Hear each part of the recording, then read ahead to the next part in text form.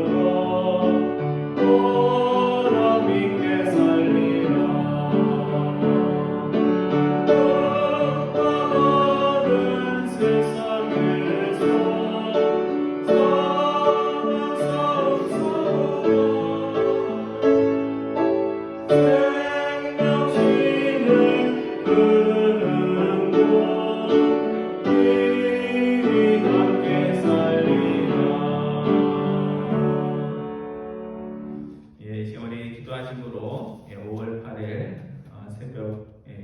새벽 기도회 시작하겠습니다.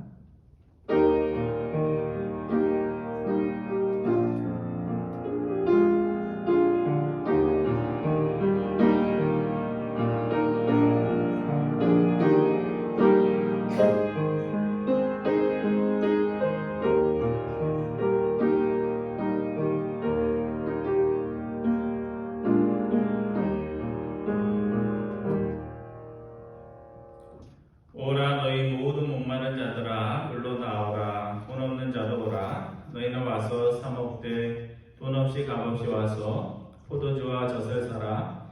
여호와를 경외하는 것이 지혜의 근본이요 거룩하신 자를 아는 것이 명철이니라. 자기 어리석음 속에 살아가던 저희들을 부르셔서 날마다 지혜의 길로 갈 수 있도록 저희들을 초대하고 또 초대하시는 하나님 아버지, 한 주간 주님의 은혜 가운데 날개로 지켜주시고 또 이 시간 기도의 자리로 인도하여 주셔서 하나님의 지혜를 구하는 사람들 될 수 있도록 인도해 주심을 감사드립니다. 아직도 하나님의 지혜가 우리의 지혜보다 더 귀하고 높다는 것을 머리로는 알면서도 세상 살아갈 때 하나님의 지혜로 살지 못하고 세상의 경험과 나의 지식을 가지고 살아갈 때가 많은 저희들임을 주님 앞에 고백을 드립니다. 저희들이 잠언의 말씀을 통하여 하나님의 가르침에 귀 기울일 수 있는 자 될 수 있도록 인도하여 주셔서 모든 지혜의 시작은 하나님을 경외하는 것이요 거룩하신 하나님을 아는 것임을 항상 고백할 수 있는 저희들 될 수 있도록 인도하여 주옵소서. 오늘 소수의 무리들이 함께 모여 기도합니다. 저희들의 기도를 통하여 저희들의 삶에 하나님의 뜻이 이루어지며 이 땅에 하나님의 사랑과 공의가 온전히 임할 수 있도록 인도하여 주옵소서. 감사드리오며 우리 주 예수 그리스도의 이름으로 기도드리옵나이다. 아멘. 우리 찬송가 하겠습니다. 찬송가 541장 새 찬양에만 나옵니다. 541장 꽃이 피는 봄날에만.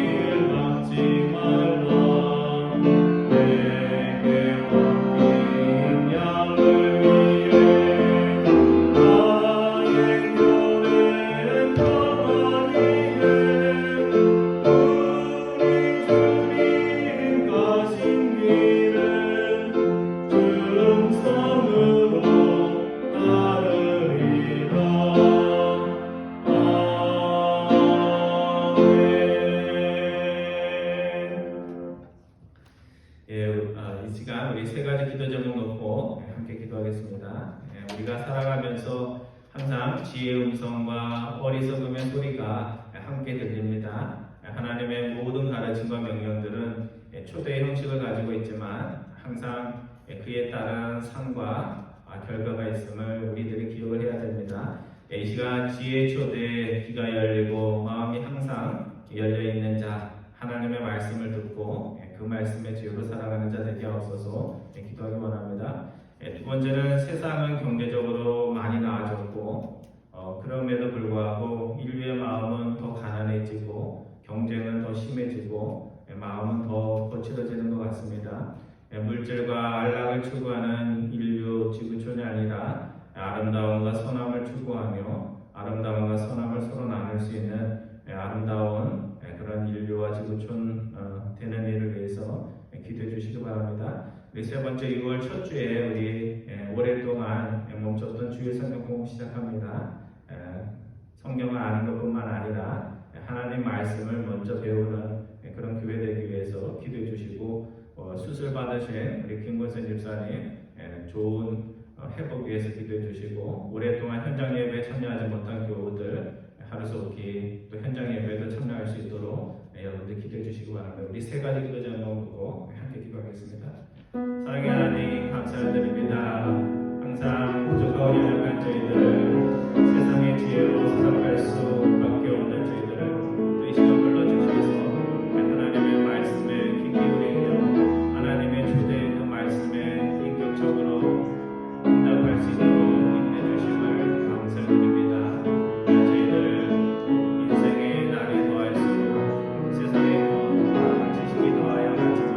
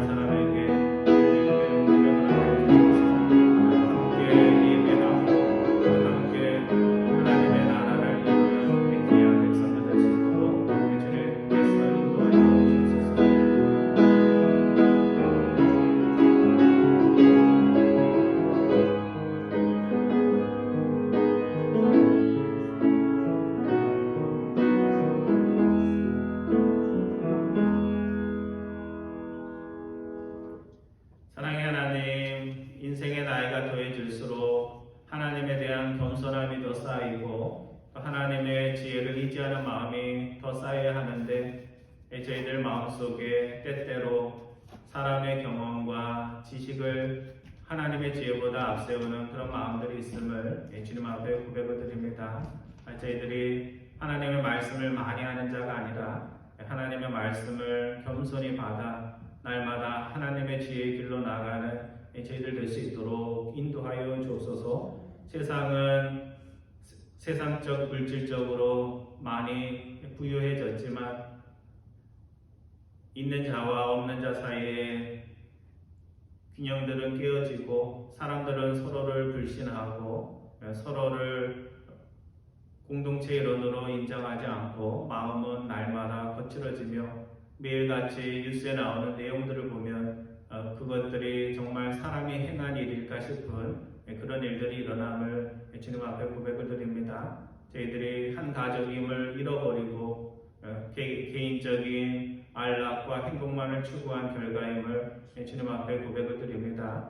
우리 하나님의 백성들이 영적으로 깨어서 이 땅에 정말 하나님이 보여주신 선함과 아름다움의 본보기가 될 수 있도록 인도하여 주셔서 저희들이 그것들을 누리며 또 세상에 나눠지는 진정한 크리스찬이 살아있음을 세상에 증거할 수 있도록 인도하여 주옵소서. 6월 첫 주부터 저희 교회가 하나님의 말씀으로 사는 교회임을 저희들이 또 성경 공부를 통해서 배워보고자 합니다.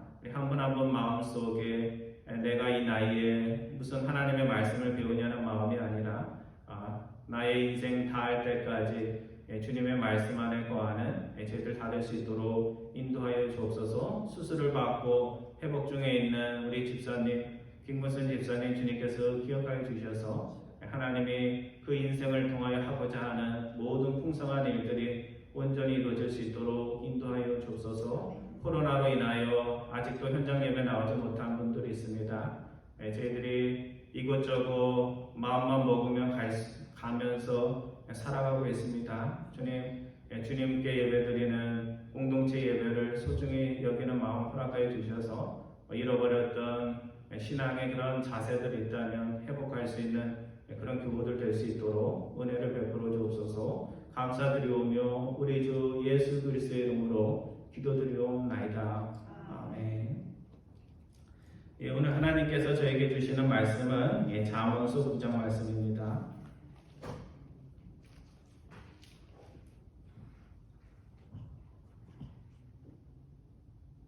잠언서 9장 제 성경 페이지로 920페이지입니다. 1절부터 12절까지 말씀입니다.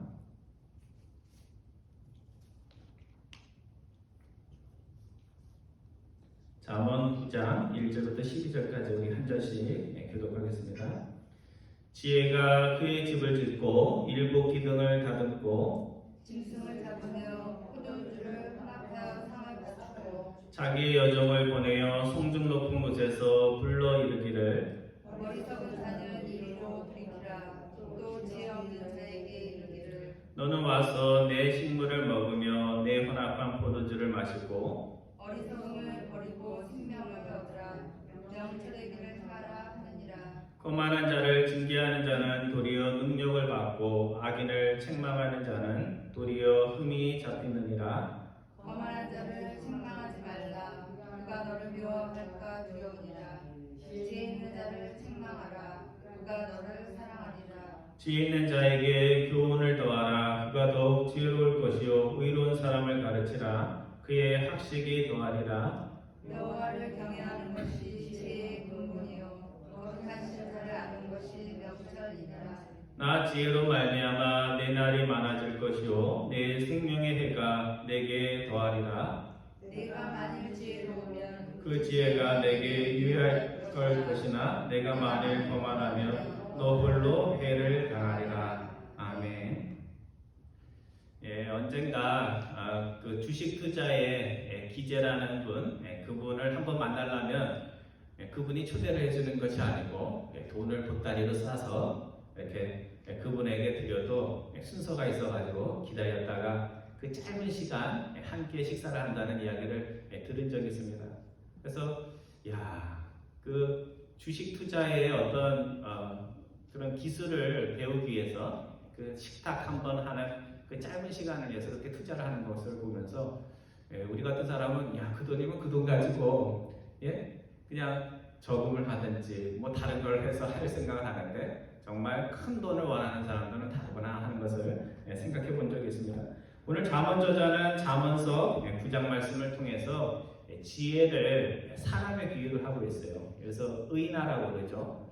여성의 비유를 하면서 지혜가 우리들을 초대하고 있는데 좋은 음식을 해놓고 누구든지 오기만 하면 내가 너에게 좋은 음식을 주겠다 이렇게 초대하고 있다고 합니다. 그래서 오늘 본문으로 다 읽지 않았지만 13절 이하 18절에 보면 또 하나의 이렇게 초대가 있습니다. 그것은 어리석음의 초대예요. 그래서 우리가 인생을 살아가면서 두 가지 초대를 받게 됩니다. 우리가 그렇잖아요. 살다 보면 뭐 이 사람도 초대를 하고 저 사람도 하는데 그 초대를 하는 것은 누구나 하는 것이지만 그 초대를 받아들일 때 받아들인 사람의 가치가 어디에 중요성을 뒀냐에 따라서 어떤 초대는 받고 또 어떤 초대는 거절하는 것처럼 지혜도 초대하고 어리석음도 초대하는데 많은 이들은 누구의 초대를 받아요? 어리석음의 초대를 쫓아가고 하나님의 초대, 지혜의 초대에 대해서는 그것을 소중히 여기고 응답하지 못하는 경우가 많이 있습니다.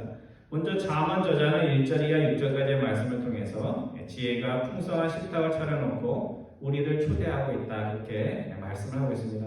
먼저 잠언 저자는 1절과 2절에서 우리에게 좋은 식사를 먹기 위해서 최상의 고기와 포도주를 준비하는 모습을 1절과 2절에서 그려주고 있습니다. 제가 1절 읽고 여러분이 2절 말씀 읽어주시기 바랍니다.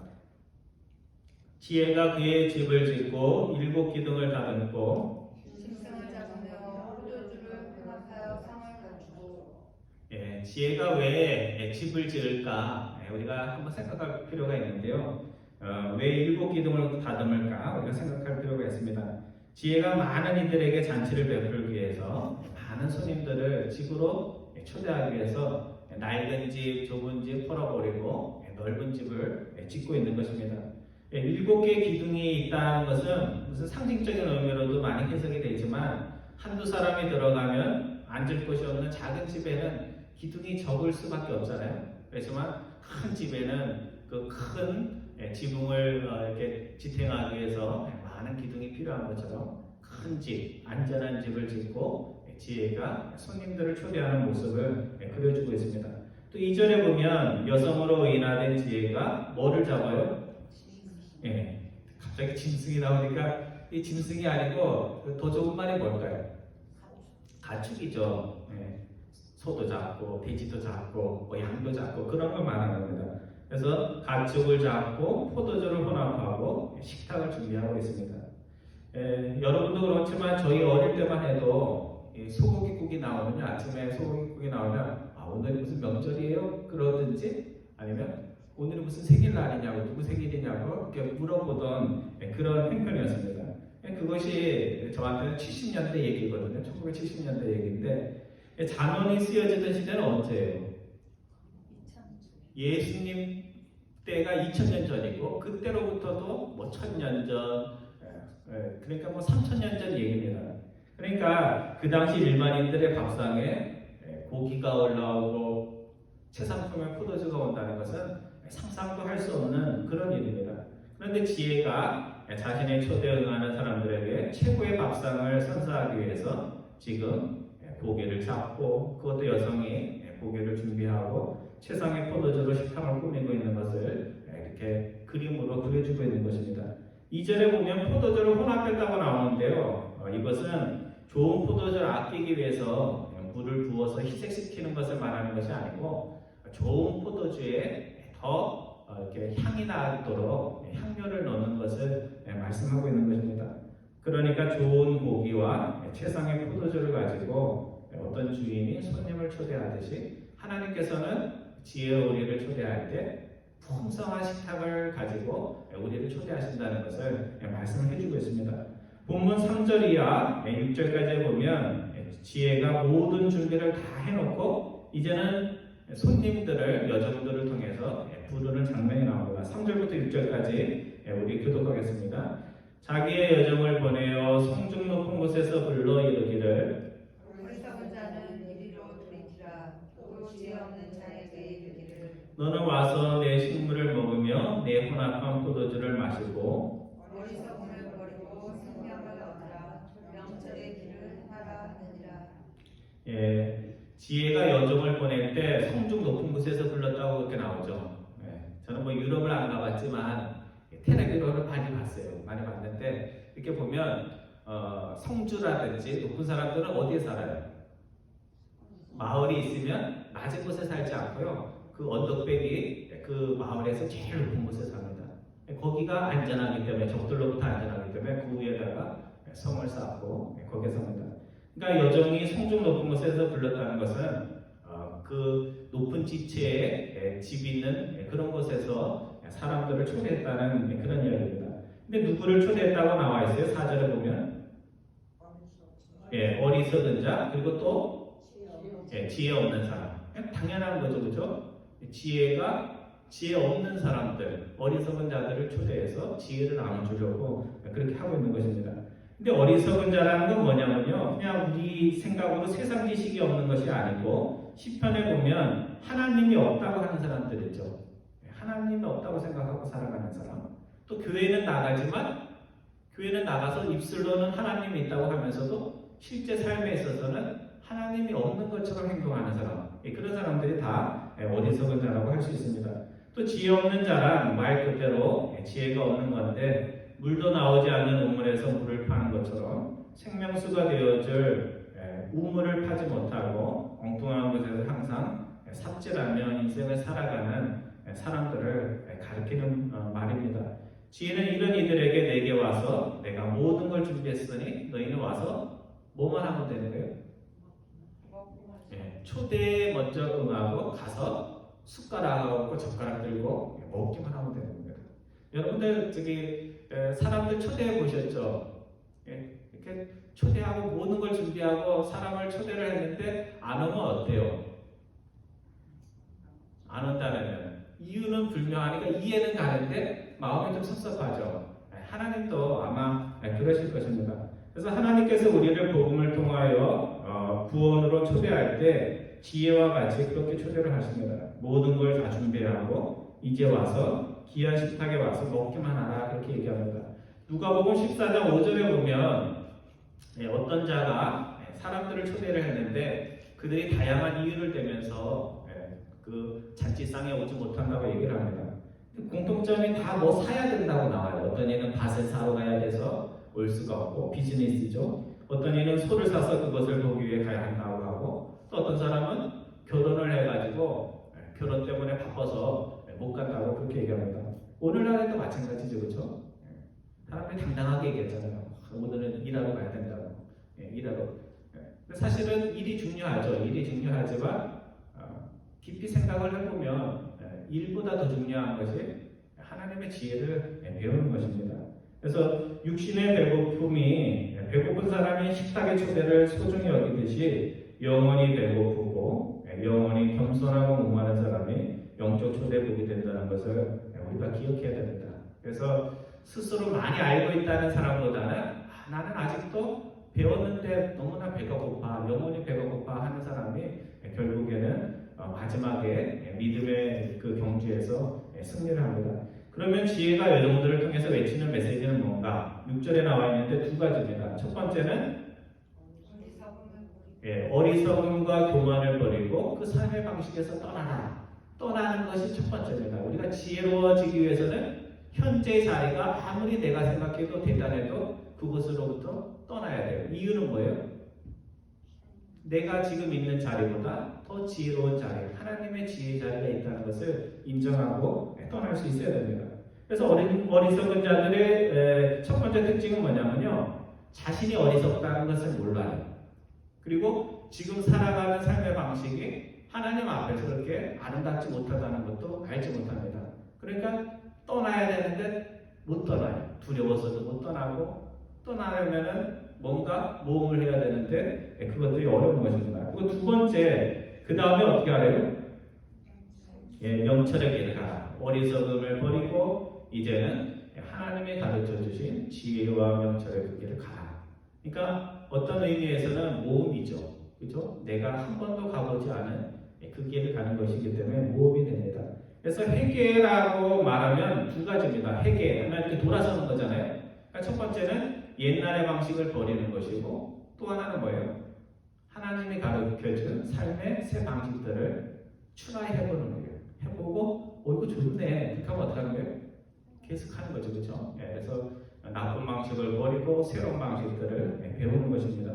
두 번째 잠언저자는 1절하고 6절에서의 말씀과는 다른 좀 상반돼 보이는 그런 가르침을 주고 있습니다. 너희들이 뭔가를 고쳐줄 때 거만한 자, 악한 자를 고쳐줘야 되는데 그 사람들 고쳐주지 말고 어떤 사람을 고쳐주래요? 이미 지혜를 배우고 있고 의로움을 사랑하는 사람을 고쳐주라 이렇게 말하고 있습니다. 여러분 학생들 가르칠 때 공부 못하는 사람을 가르쳐야 돼요? 공부 잘하는 사람을 가르쳐야 돼요? 그렇죠. 공부 못하는 사람을 가르쳐서 공부 잘하게 해야 되는데 오늘 잠언저자는 그것과는 좀 다른 가르침을 주고 있습니다. 비유하자면 구멍난 항아리에 물 담으려고 애쓰지 말고 물이 잠길 수 있는 항아리에 물을 버라. 그것이 너에게 유익하다. 그렇게 말씀하고 있습니다. 자, 7절 이하 7절부터 9절까지 말씀 우리 한 절씩 교독합니다. 거만한 자를 징계하는 자는 도리어 능력을 받고 악인을 책망하는 자는 도리어 흠이 잡히느니라. 거만한 자를 책망하지 말라. 그가 너를 미워할까 두려우니라. 지혜 있는 자를 책망하라. 그가 너를 사랑하리라. 9절 말씀 같이 합니다. 지혜 있는 자에게 교훈을 더하라. 그가 더욱 지혜로워질 것이요 의로운 사람을 가르치라. 그의 학식이 더하리라. 여러분들이 충고할 때 어떤 사람한테 충고해요? 충고했다가 혼날 것 같은 사람한테 충고해요? 아니면 충고하면 내가 좀 부족해도 그거 따지지 않고 들어줄 사람에게 충고할 것 같아요? 들어줄 사람한테 하게 돼요. 사실은 고칠 거 더 많은 사람한테 하고 싶은데 괜히 했다가 나를 공격하면 본전도 못 얻잖아요. 그러니까 사람들도 이렇게 본인이 저 사람한테 얘기를 해줘야 되는데 괜히 저 사람한테 했다가 나한테 뭐가 잘못된 게 돌아올까봐 겁을 내듯이 잠언저자가 그와 같은 가르침을 주고 있습니다. 학교에서 선생님이 되어서 아이들 가르쳐 본 분들은 다 합니다. 배우려는 열기를 가진 학생들을 가르치는 것과 배움에 대한 열기가 없이 그냥 학위가 필요해서 신분 때문에 앉아있는 사람들을 가르치는 것이 많이 다릅니다.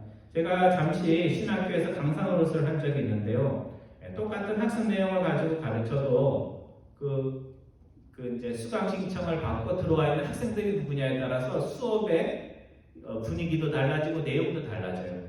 뭐 얘기해도 반응도 없고 그러면 저도 그냥 뭐 혼자서 이렇게 온라인 강의하듯이 그렇게 하게 되고 그 현장 수업인데 뭔가 이렇게 본인들이 지금까지 알고 있던 것과 다른 것을 했을 때 바로바로 반응이 오고 그러면 그 설명해주는 그런 재미들이 있습니다. 그래서 수업에 관심이 있으면 눈빛부터가 다르고 의미심장한 것이나 새로운 것을 가르치면 바로바로 질문과 반응이 들어와서 이 온라인 예배, 온라인 수업이 따라갈 수 없는 현장 수업만의 그런 것이 있어요. 그래서 어쩔 수 없이 지금 온라인이 되지만 학교들도 그렇잖아요. 그죠? 학교도 아이들이 혼자서 온라인 하는 아이들의 학습 수준이 낮아서 자꾸만 현장 수업으로 복귀를 하고 있습니다. 우리가 어떤 일을 징계하고 책망하고 지혜의 길로 이끌어야 할까? 물론 원칙적으로 얘기하면 징계와 책망이 필요한 사람, 본문으로 얘기하면 거만한 자, 악인들. 거만한 자에게는 뭐라고 얘기해야 돼요? 거만하면 안 돼, 겸손해야 돼 이렇게 얘기해야 되고 그 다음에 악인들에게는 뭐라고 얘기해야 돼요? 악한 길 가면 방해. 근데 그런 얘기 해주면 좋아할까요? 안 좋아할 뿐만 아니라 너가 뭘 잘났다고 나한테 그런 얘기를 하냐고 하면서 대들 수가 있어요. 그래서 신약에도 보면 그 예수님께서 가르침을 줄 때 돼지에게 진주를 던져주지 말라 이렇게 얘기하죠. 그죠? 돼지에게 진주를 주면 돼지가 좋아하나요? 안 좋아해요. 돼지는 뭘 줘야지 좋아해요? 먹을 것을 줘야지 좋아합니다. 진주를 주면 이거 먹는 건가 싶어서 하다가 이거 먹는 것도 아닌 걸 왜 줘 하면서 돼지가 발로 밟습니다. 이거는 돼지 얘기가 아니라 사람 얘기예요. 사람이 하나님의 가치 있는 것을 몰라보면 뭐처럼 된다는 거예요? 돼지처럼 돼가지고 하나님이 기중한 것을 주는데도 불구하고 그걸 소중히 여기지 않고 발로 밟는 것처럼 멸시한다는 것입니다. 그래서 하나님의 지혜가 정말 꼭 필요한 사람은 거만한 자 악인인데 불구하고 이런 자들은 지혜를 거부해서 결국은 그들에게 갈 것이 누구에게 가요? 이미 지혜로운 자들에게 주는데 그들은 진주의 가치를 알아보고 자신을 잘 꾸미고 그것을 목걸이처럼 건다는 겁니다. 그래서 세상에서 우리가 요즘 양극화된다는 얘기 많이 하잖아요. 부자는 더 부자가 되고 가난한 사람은 더 가난한 사람 되고 바람직한 일이 아니죠. 그렇죠? 안타까운 일이죠. 그래서 부익부 빈익빈이라는 말을 하는데 영적인 세계도 마찬가지일 것 같아요. 제가 목회를 해보면 저 사람 그만 배워도 될 것 같은데 계속 배우고 저 사람은 좀 한번 배움의 길로 좀 들어섰으면 좋겠는데 이 배움을 하나님의 말씀을 배우는 것을 우습게 하는 그런 일들이 가끔씩 일어납니다. 그래서 잠언저자는 본문 10절 이하 11절에서 지혜의 시작이 무엇이고 지혜의 유익이 무엇인지를 설명을 해주고 있습니다. 그래서 우리가 잘 아는 말씀인데요. 잠언저자는 10절에서 지혜의 시작이 어디 있다고 말씀하는지 우리가 살펴보겠습니다. 자, 10절 말씀 다 같이 함께 공독합니다. 시작. 여호와를 경외하는 것이 지혜의 근본이요 거룩하신 자를 아는 것이 명철이니라. 여러분도 그렇게 생각하시나요? 그래서 성경이 정의하는 지혜는요, 지식하고는 달라요. 지식은 내가 아는 거예요. 내가 주체가 돼서 뭔가 머릿속에 많이 담아두는 거예요. 남들이 모르는 것을 내가 아는 것을 저 사람 똑똑하다. 머리에 든 것이 많다. 이렇게 얘기를 합니다. 근데 지혜는 잠언서도 그렇고 성경 전체를 통해서 그런 지식을 담는 걸로 표현하지 않고 뭐라고 해요? 하나님을 경외하는 것. 그러니까 하나님과의 어떤 관계, 하나님과의 바람직한 관계, 그것이 경외심인데 하나님과 바른 관계 속에 살아가는 것을 지혜라고 표현합니다. 그래서 어떤 분이 잘 구분을 했어요. 지식과 지혜를 구분을 했는데 지식인은 머리에 든 것이 많은 사람 이렇게 정의를 내릴 수가 있고 지혜자는 사람과 인격이 된 사람 이렇게 말할 수 있습니다. 그러니까 지식이 많은 사람은 든 사람이라고 하고 그다음 지혜로운 사람은 뭐라고 그래요? 된 사람. 든 사람과 된 사람의 차이로 구분할 수가 있습니다. 그래서 가방끈이 길고 혼자서 독학을 많이 해서 아는 것이 많으면 지식인이 되는 것이고 머리에 든 것과 상관없이 우리가 꼭 많은 것을 다 알아야 되는 건 아니잖아요. 사람이 되고 하나님 앞에서 인생을 잘 살아가고 하나님과 좋은 관계 속에 살아가는 사람은 지혜자라고 할 수 있습니다. 제가 어릴 때 보면요, 제가 공부는 더 많이 했는데 저희 어머니가 뭐 얘기하면 우리 어머니는 저는 어디 가서 저렇게 배우셨을까 싶은 지혜가 있으세요. 그 지혜가 어디서 왔을까 이렇게 생각을 해보면 하나밖에 없어요. 학교는 안 갔으니까 어디를 간 거예요? 교회에서 하나님의 말씀을 들으면서 기도하고 또 말씀 듣고 하면서 하나님이 깨달음을 주셔서 인생은 이렇게 살아야 된다. 하나님 앞에서 인생은 이런 것이라는 것을 스스로 하나님의 도우심으로 배운 것입니다. 그래서 하나님 앞에서 지혜롭기를 원하면 하나님이 누구인지를 알고 하나님 앞에서 내가 누구인지를 알고 그 하나님과 바른 관계를 맺는 거예요. 그래서 어떤 지식의 차원이 아니고 태도예요. 태도와 마음의 자세. 그래서 하나님을 경외하며 하나님의 가르침을 소중히 여기며 살아가는 자가 지혜로운 자입니다.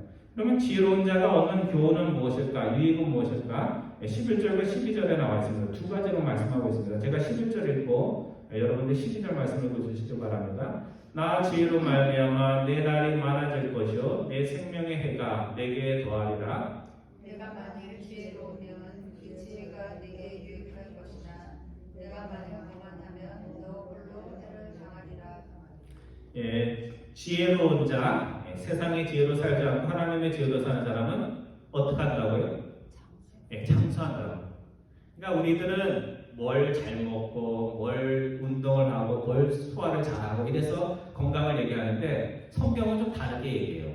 그러니까 이 바이올로지컬하게 무슨 뭐 육신이 좋아서 오래 사는 걸 말하는 게 아니고 저는 이 말씀을 이렇게 해석하고 싶어요. 뭐냐면 그 날수로 더 오래 산다는 의미가 아니라 10일을 살아도 1년을 살아도 어떤 사람 100년을 살아도 못 사는 그 삶을 1년을 살면서 산다 이렇게 그냥 주관적으로 한번 해석해 보고 싶습니다. 두 번째, 우리가 아침부터 저녁까지 열심히 일해서 돈을 모으면 돈이 우리의 삶에 도움을 주고 보상을 주는 것처럼 지혜는 돈보다 더 귀한 것들로 우리들에게 보상한다는 것을 말씀하고 있습니다. 여러분, 좋은 사람을 만나는 기쁨이 무엇인지 아세요? 좋은 사람들은요, 하나를 주면 어떻게 해요? 하나를 주면 10개를 받은 것처럼 고마워하고 기회가 되면 그것들에 대해서 어떻게 해요? 갚아요. 어떤 식으로든지 돈이 아니더라도 갚습니다. 그래서 착한 사람, 좋은 사람한테 투자한 것은요, 하나도 손해보는 게 없어요. 여러분 해보세요. 하나도 손해는 안 봐요. 근데 악한 사람, 은혜를 모르는 사람의 특징은 뭔지 아세요? 물에 빠져서 구해주면 되게 고마운 거잖아요. 자기 생명을 위해서. 근데 뭐라고 그래요? 우리말에? 꽃다리 내는 거라고 그런다고. 하나를 주면 2개를 달라고, 그러다가 2개를 안 주면 나를 나쁜 사람으로 그렇게 어디 가서 얘기하고 다니는 그런 일들이 벌어지는 것입니다. 그래서 제가 이 말씀을 드리는 건 뭐냐면 뭐 세상 얘기를 하자는 게 아니고 지혜는 자신의 지혜를 배운 자들에게 반드시 현실적으로나 영적으로 보상을 한다는 것입니다. 그래서 하나님 말씀 배우면 뭐 목사님 위해서 뭐 교회를 위해서 뭐 하나님 말씀 배우는 것처럼 자꾸 생각을 하시는데 그게 아니고 하나님의 말씀을 배워서 정말 그 말씀이 지혜가 돼서 임하면 누구에게 보상이 간다고요? 배운 사람에게 갑니다. 하나님 약속하신 것이기 때문에 반드시 이루어집니다. 하지만 하나님의 지혜를 우습게 알고 자신이 가진 세상의 지혜를 하는 사람들은 어떤 일이 벌어지는가? 12절 하반절에 나왔습니다. 뭐라고 돼 있어요? 그냥 해를 당한다고 하지 않고 뭐라고 돼 있어요? 12절에 내가 만약 거만하면 하나님의 지혜를 우습게 알고 멸시하며 교만하면 누구 혼자? 너 혼자 해를 당할 것이다. 그렇게 말하고 있습니다. 그러니까 자신은 교만하고 어리석으면서 내가 인생을 제일 잘 산다 이렇게 생각할지 모르지만 나중에 보면 어떤 일이 벌어지냐면 지혜로 하나님의 지혜를 배운 사람은 하나님이 보상을 해주는데 그 보상에서 빠지는 사람이 누구라고요? 하나님의 지혜를 멸시하고 내 마음대로 살아간 사람이다. 그렇게 말하고 있습니다. 여러분, 아무리 건강하든 뭐 젊든 마지막에는 우리가 다 이 땅을 떠나서 하나님 앞에 갑니다. 그러니까 마지막에 다 임종의 자리에 이르는데 그때 왜 내가 하나님 앞에서 사람들 앞에서 교만하게 어리석게 살았나 그런 고백을 하는 사람이 있고 그때 하나님 하신 말씀 잘 살아서 내가 늦긴 했지만 그래도 하나님 말씀대로 잘 살아서 그나마 후회가 되지 않는다 이렇게 고백할 수도 있습니다. 여러분은 하나님을 경외하면서 살고 계십니까? 만약 그러고 있다면 여러분은 지금 바른 신앙의 출발을 한 것이요 바른 기초 위에 인생을 세우며 반석 위에 집을 짓고 살아가고 있는 것입니다. 모든 인생의 중요한 순간에 항상 2가지 음성이 들려요. 하나님의 지혜와 내 어리석음이든지 사탄의 어리석음이 초래가 있습니다. 내 옛사람의 마음을 쫓으면 그 당시는 잘 될 것 같은데 나중에 보면 안 되고 새 사람의 마음 하나님이 부르시고 가라 하신 그 길 가보지 않은 길일지라도 믿음과 용기를 가지고 가면 하나님께서 반드시 그 길에 보상을 해주십니다. 그래서 여러분의 삶과 제 삶이 인생의 날이 의미로 채워지고 아름다움과 선함으로 채워지며 영원한 나라에서 누릴 영생의 삶이 오늘도 여러분과 저에게 있기를 주님의 이름으로 축원드립니다. 기도하겠습니다.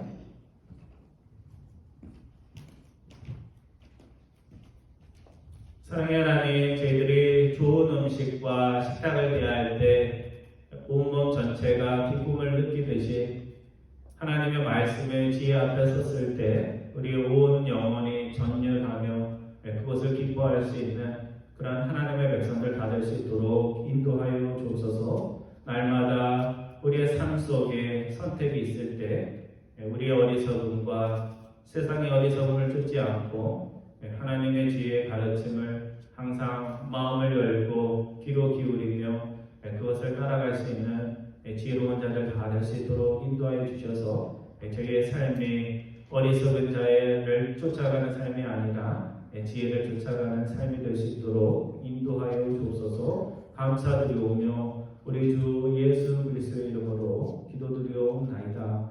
아멘. 우리 찬송가 547장, 우리 새 찬양에만 나옵니다. 547장, 나 같은 죄인까지도 우리 찬양하겠습니다.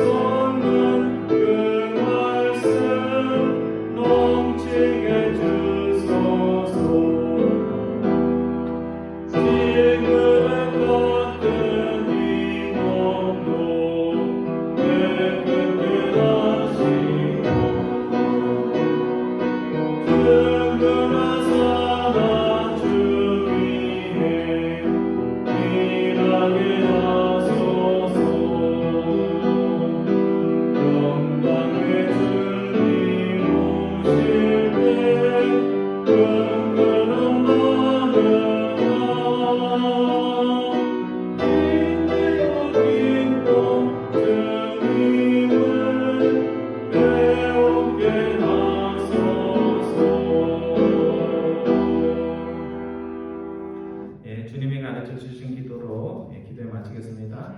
하늘에 계신 우리 아버지여, 이름이 거룩히 여김을 받으시오며 나라의 마옵시며 뜻이 하늘에서 이루어진 것 같이 땅에서도 이루어지리다. 오늘날 우리에게 일용할 양식을 주옵시고 우리가 우리에게 죄진 자를 사하여 준 것 같이 우리 죄를 사하여 주옵시고 우리를 시험에 들게 하지 마옵시며 다만 악에서 구하옵소서. 대개 나라와 권세와 영광이 아버지께 영원히 싸움나이다.